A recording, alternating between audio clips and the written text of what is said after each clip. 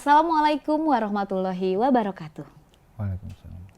Fashion atau mode adalah gaya berpakaian, perilaku atau gaya hidup yang populer pada suatu waktu, tempat dan juga konteks tertentu.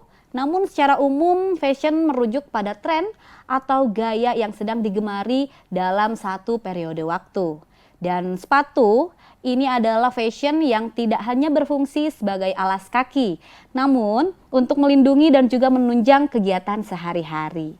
Saya di sini tidak sendiri, seperti biasa kita telah hadir kedatangan narasumber yang hebat dong pastinya. Ini dari bidang fashion sepatu, yaitu JR Creative Denim. Dan di sebelah saya ada Kang Harpan. Halo Kang Harpan, sehat? Halo. Iya, baik Kang Harpan makasih. ya. Iya, Dan cut. Dalam 60 menit ke depan kita akan berbincang bersama Kang Harpan ya. Baik Kang Harpan, nih bisa dijelaskan apa itu yang namanya JRCD? Oke.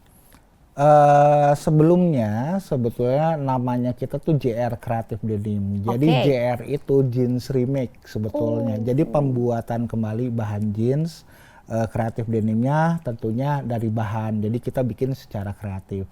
Nah, karena spellingnya memang terlalu panjang, jadi kita rubah jadi JRCD. Sebetulnya artinya sama, jeans remake kreatif denim. Jadi kita industrinya mengolah limbah jeans untuk menjadi satu produk baru yang mempunyai nilai tambah.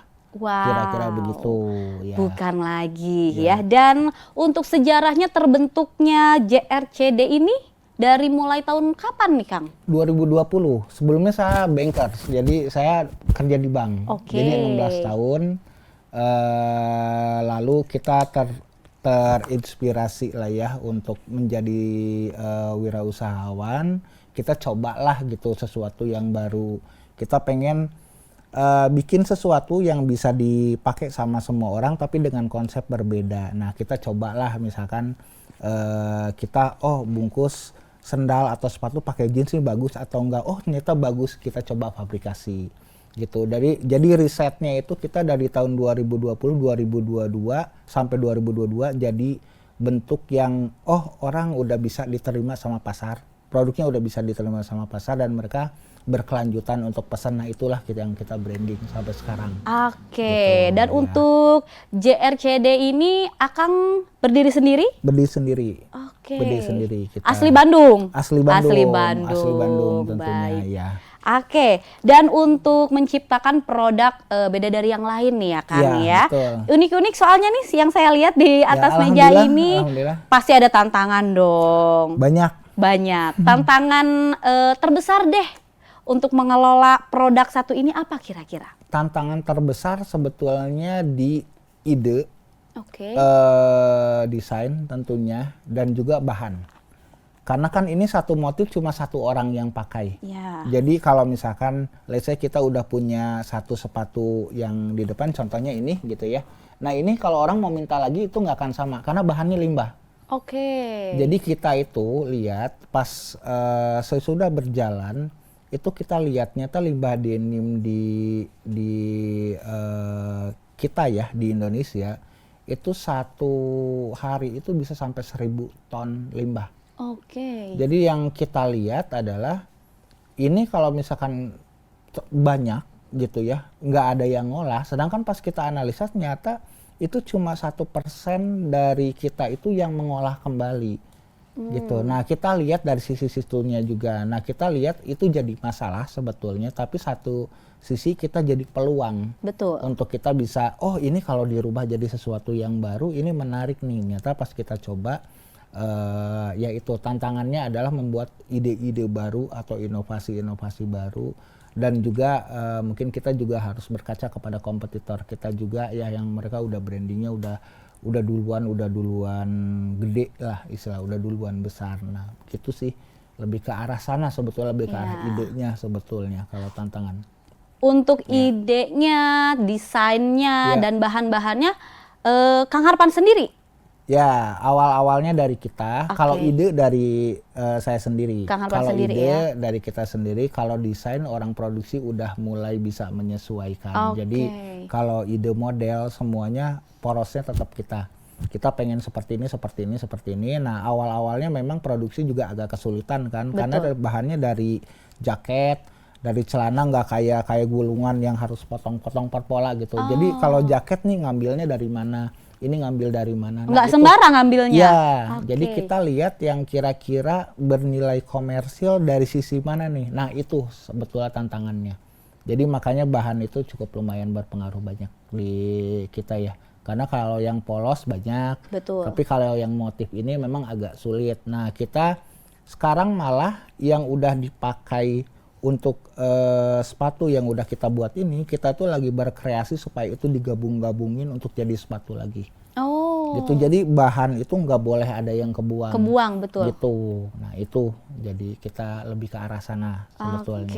Nah kalau tim udah ada lah, mengerti lah soal itu. Udah ada tim yang mengerti dengan kemauan Kang Harpan pastinya ya. Kita, Kalau untuk bahan nih Kang, ini kan bahan dari sisa-sisa ya. Betul. Bahan baju, jaket, celana betul. yang sudah tidak dipergunakan. Betul. Mendatangkan dari luar nggak atau hanya dari dalam? Dari dalam. Dari dalam aja. Ya, dari dalam.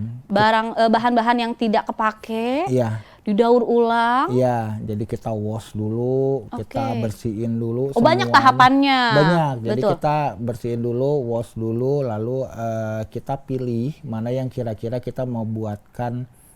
Kalau kita branding sepatu ya sepatu gitu. Jadi ada juga inovasi-inovasi yang lainnya sebetulnya. Sebetulnya. Selain sepatu ada apa aja Kang? Sebetulnya kita tuh banyak udah bikin tas, ya lalu lukisan, boneka denim, itu semua dari sisa-sisa aksesoris semuanya gitu. Lukisan pun dari sisa-sisa bahan? Iya, dari yang kecil-kecil, yang potongan yang kecil-kecil itu kita bentuk jadi lukisan. Jadi yang kita udah bikin adalah gedung sate, itu udah 2 versi. Lalu Pasopati, terus Masjid Agung, Asia Afrika, dan lain-lain. Sudah gitu. Banyak dong. Jadi itu idenya adalah kalau kita lagi di sini nih, misalkan lagi duduk terus orang foto gitu, kita bisa bikin jadi lukisan. Jadi idenya nggak terbatas. Jadi requestnya dari pelanggan, misalkan saya mau bikinin dong rumahnya, misalkan pakai denim, itu bisa. Jadi idenya tergantung dari pelanggannya, dan kita punya, karena kita dari Bandung, kita ambil ikon-ikon Bandung. Untuk menaikkan ikon Bandungnya. Iya, betul, Braga gitu, Jalan Braga dan lain-lain gitu. Untuk ide dari Kang Harpan sendiri, biasanya muncul ide dari menghayalkah atau dari sepintas yang dilihat atau lagi ngelamun atau seperti apa Kang? Berjalan sih sebetulnya. Jadi sebetulnya ide itu muncul kalau kita fokus sih sama satu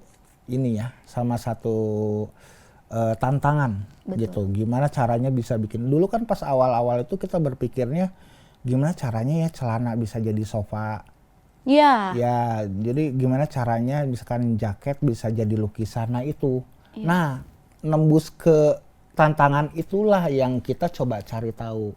Gitu. Nah, itu bisa